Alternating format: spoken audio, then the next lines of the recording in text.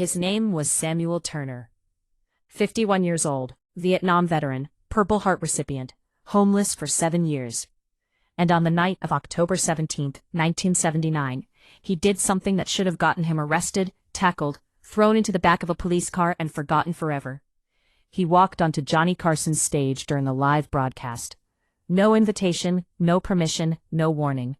Just a broken man carrying a better trumpet case held together with duct tape and prayers. 19 million Americans were watching.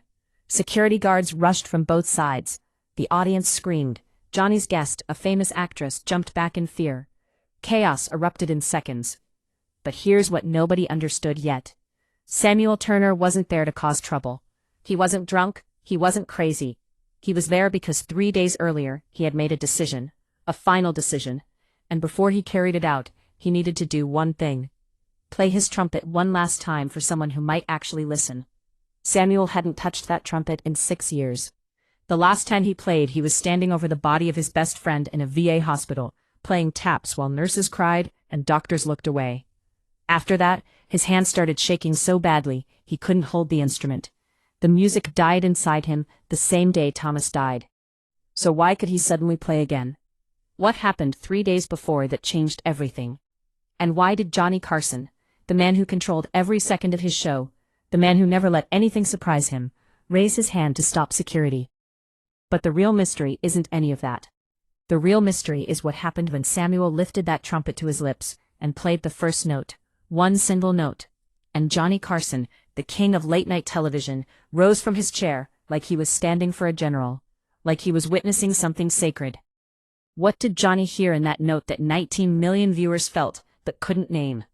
The answer will change how you see every invisible person you pass on the street. October 17, 1979. A Wednesday night in Burbank, California. The Tonight Show was electric. Johnny was sharp, quick, the monologue had killed and the audience was riding high on laughter. Diana Ross had just finished a stunning interview. The energy in Studio One was perfect, everything running exactly as planned. Samuel Turner was hiding behind a lighting rig backstage, his heart hammered against his ribs. His hands, those cursed hands that had crumbled for 6 years, were completely still. He didn't understand why, didn't question it. He just knew this was his moment, his last moment. 3 days earlier, Samuel had woken up beneath the Santa Monica Pier. The October cold had seeped into his bones. He'd coughed blood into his hand and stared at it. The cancer the VA had found but couldn't treat. 6 months, maybe less, they told him. No family, no home, no one to notify when the end came. That morning, Samuel made peace with dying, but he couldn't make peace with silence. He couldn't leave this world without playing one more time, without proving to himself that the music wasn't completely dead. He dug his trumpet from a storage locker he hadn't visited in years, paid the overdue fees with money he begged for 3 straight days. When he opened the case, his hand started shaking so violently, he dropped it. But then he thought about Thomas, about their unit, about the boys who never came home, and somehow the shaking stopped. Samuel chose The Tonight Show for a reason. In 1968, the night before shipping out to Vietnam, his mother had watched Johnny Carson with him. She'd laughed at every joke, trying to hide her tears. "When you come home," she'd said, "we'll go see the show together." She died while Samuel was overseas. He never got to take her. Now, 11 years later, Samuel was finally keeping that promise, not with his mother beside him, but with her memory carrying him forward. He'd slipped past security during a shift change, found a dark corner backstage, waited through 2 commercial breaks. And when the applause for Diana Ross faded, when Johnny turned to introduce the next segment, Samuel stepped out of the shadows. He walked toward the brightest lights in America, carrying everything he had left in a trumpet case covered with duct tape. The first person to spot him screamed, and that's when 19 million people witnessed something they'd never seen before and never would again. If you've ever felt invisible, keep watching because what happens next will remind you why every voice matters. The scream came from a production assistant named Linda. She turned around with a clipboard and found herself face to face with a gaunt, weathered man who shouldn't have been there. Her scream cut through the studio like a knife. Everything happened in seconds. Security guards sprinted from both wings. The audience gasped collectively, heads turning, confusion spreading like wildfire. Diana Ross pressed back into her chair. Johnny's head snapped toward the commotion. Samuel kept walking, Slow, steady steps, the walk of a soldier who'd learned long ago that hesitation gets you killed. His eyes were locked on the stage, on the chair where Johnny sat, on the spot where he needed to stand. "Stop right there," a guard shouted, 20 feet away, closing fast. Samuel didn't stop, couldn't stop. This was it. 7 years of sleeping in doorways, eating from dumpsters, being looked through like glass. It all came down to these next few seconds. He gripped the trumpet case tighter and kept moving. Johnny stood up, not in fear, something else. His eyes narrowed, studying the intruder with an intensity that made the guards hesitate.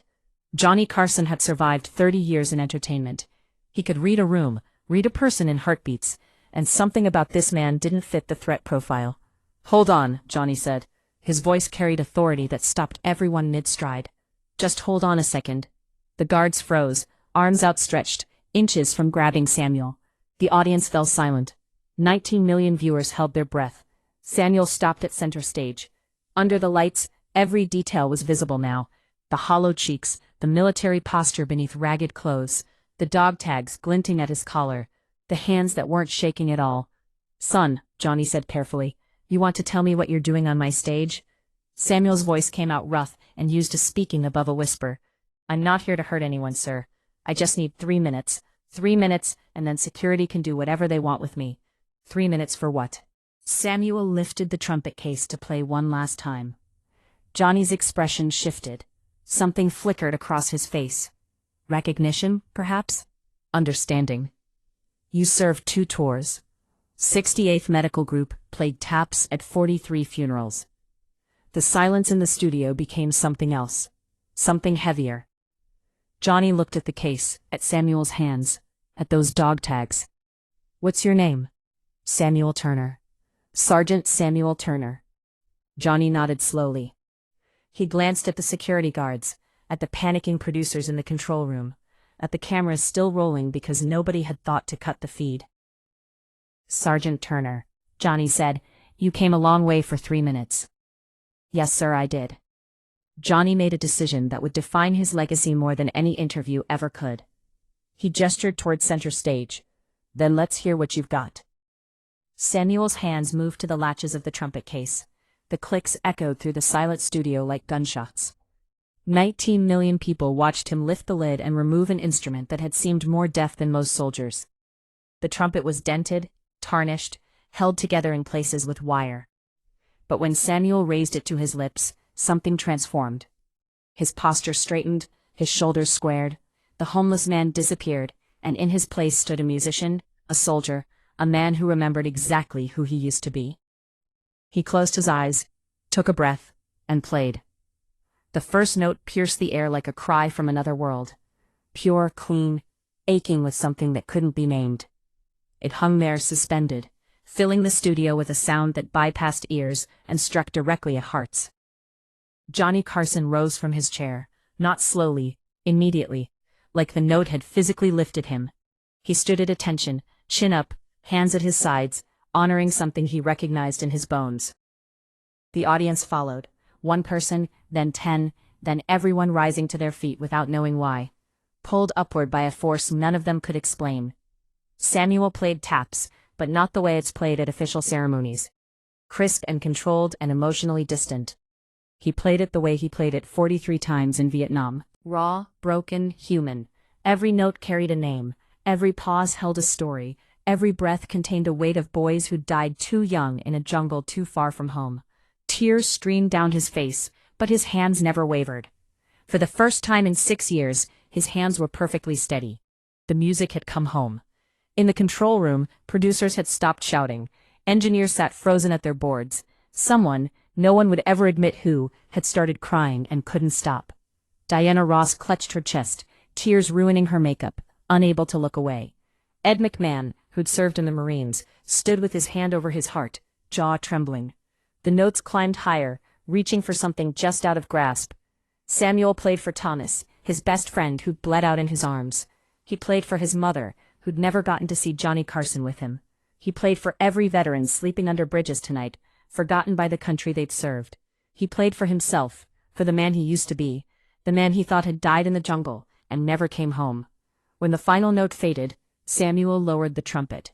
The silence lasted 4 full seconds, an eternity in television. Then Johnny did something unprecedented. He walked across the stage, past his desk, past the cameras, and stopped directly in front of Samuel Turner. The king of late night took the homeless veteran's hand in both of his own. "Sergeant Turner," Johnny said, his voice thick with emotion. "I've had presidents on this stage. I've had kings. I've had the greatest entertainers in history sit in that chair. But I have never heard anything that moved me the way you just did." Samuel couldn't speak. The tears came faster now. "You said you needed 3 minutes," Johnny continued. "I'm giving you 3 more. Sit down, talk to me. Tell America who you are." The audience erupted. Not applause, something deeper. A sound of recognition, of collective witnessing, of humanity remembering itself. Samuel looked at the chair where legends sat, then at Johnny, then at the cameras carrying his face into 19 million homes. "I don't know if I have words anymore," Samuel whispered. "Then we'll find them together," Johnny said. "Sit down, Sergeant. America's listening." What Samuel revealed next would break Johnny's heart. And the promise Johnny made in response would save Samuel's life. But you'll have to keep watching to discover what that promise cost, and why Johnny never regretted it for a single day. Samuel sank into the guest chair, the same chair that had held movie stars and presidents. His hands cradled the trumpet in his lap, like a child he was afraid to lose. "Tell me about Vietnam," Johnny said gently. Samuel stared at the floor for a long moment. "I was a medic, 68th Medical Group. My job was keeping boys alive long enough to get them home. My other job," he lifted the trumpet, "was playing them out when I couldn't. 43 times, 43 funerals, 43 boys who called for their mothers at the end. I remember every name, every face. They visit me at night. All of them asking why I got to live, and they didn't." Samuel's voice cracked. "I still don't have an answer." Johnny leaned forward. "What happened when you came home?" "Nobody wanted to hear it. People spit on us at the airport. Called us murderers. My wife couldn't stand the nightmares. Left after 2 years. The VA gave me pills that turned me into a ghost. I lost my job, lost my apartment, lost everything." He paused. 7 years I've been on the streets. 7 years of people looking right through me like I'm not even there. Why tonight, Samuel? Why my show?" Samuel's eyes finally lifted. Wet, exhausted, but burning with something fierce. "Because I'm dying, Mr. Carson. Cancer. Got maybe 6 months. And I realized I didn't want to leave without being heard one more time. Without proving the music wasn't dead." He touched the trumpet. "My mother always dreamed of seeing your show. She died while I was overseas. Tonight, I finally brought her here." The studio was utterly silent. Tears flowed freely in the audience. Johnny's jaw was tight, his eyes glistening. "Samuel," Johnny said slowly, "I need you to listen to me very carefully. You are not going to die invisible. Do you understand? I won't allow it." He turned to the camera to 19 million Americans watching from their living rooms. "This man served our country. He held dying boys in his arms and played them into eternity. He came home to a nation that turned its back on him. He's been homeless for 7 years. And he's sitting here tonight because he wanted to be heard before he dies." Johnny's voice hardened with purpose. "I'm not going to let that happen. Tomorrow morning my people will have Sergeant Turner in the best cancer treatment center in California. The VA couldn't help him, so I will. And I'm asking anyone watching tonight if you can help. If you know someone who can help, call NBC, call anyone, but don't let this man disappear again." The audience rose. Standing ovation doesn't capture it. This was something primal, something righteous, something that shook the walls. Samuel broke down completely, sobbing into his hands, while Johnny placed a steady arm around his shoulders. "You're not invisible anymore, Sergeant. Not tonight, not ever again." The phone lines at NBC exploded before the show even ended. 20,000 calls in the first hour. Veterans organizations, hospitals, ordinary citizens. Everyone wanted to help the soldier who'd walked onto Johnny Carson's stage and played his way into America's heart. When the cameras stopped rolling, Johnny didn't leave. He sat with Samuel in his dressing room for 2 hours, making phone calls, pulling strings, refusing to let the moment become just another television memory. By morning, Samuel had a room at Cedars-Sinai Medical Center. Johnny paid for it personally. Release, no publicity stunt. just a man keeping his word. The treatment couldn't cure Samuel's cancer. Some things can't be fixed, no matter how much money or fame you have. But the doctors gave him something the VA never had: dignity, time, care. Over the following weeks, letters poured in from across America, thousands of them. Veterans wrote to Samuel, sharing their own stories of invisibility and survival. Mothers who'd lost sons in Vietnam thanked him for playing taps with such love. Children drew pictures of trumpets and soldiers. One letter came from a congressman promising to investigate VA failures. Another came from a music school, offering Samuel a position, teaching whenever he felt strong enough. Johnny visited Samuel in the hospital 3 times. Each visit they talked for hours about music, about war, about what it means to be heard. A friendship formed in that hospital room, unlikely and profound. "You didn't have to do any of this," Samuel told Johnny during the second visit. Johnny shook his head. "You walked onto my stage with nothing but a trumpet and a death sentence, and you played the most honest music I've ever heard. The least I can do is make sure the world remembers it." Samuel lived 14 more months, longer than anyone predicted. He spent that time playing at VA hospitals, at homeless shelters, at small gatherings where veterans came to remember and heal. The trumpet that had been silent for 6 years never stopped singing again. What Samuel created in those final months became his true legacy, and it still echoes today. If this story has moved you, take a moment to like his video and share it with someone who needs to know that every voice matters. Samuel Turner died on December 3, 1980.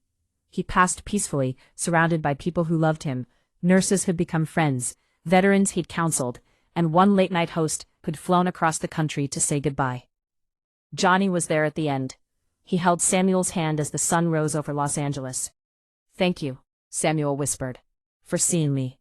"Thank you," Johnny replied, "for reminding me why that matters."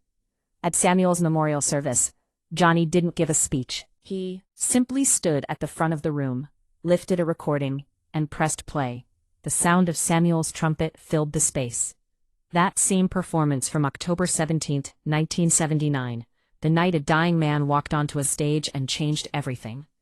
Years later, an interviewer asked Johnny about that night. Why did he stop security? Why did he risk everything for a stranger? Johnny's answer was simple: because he was there, because he needed to be heard, and because I could listen. What else was I supposed to do? Here's the truth about Samuel Turner. He didn't become famous. His name isn't in history books. Most people have never heard of him. But every veteran who found the courage to ask for help because of that broadcast, Samuel's legacy lives in them. Every person who stopped to truly see a homeless stranger, Samuel's music plays in that moment. You pass invisible people every single day, on street corners, in grocery stores, in your own family. Each one of them carries a song the world needs to hear. The only question is, will you stop long enough to listen? Subscribe for more stories that remind us what it means to be human. And remember, sometimes the most powerful thing you can do is simply hear someone.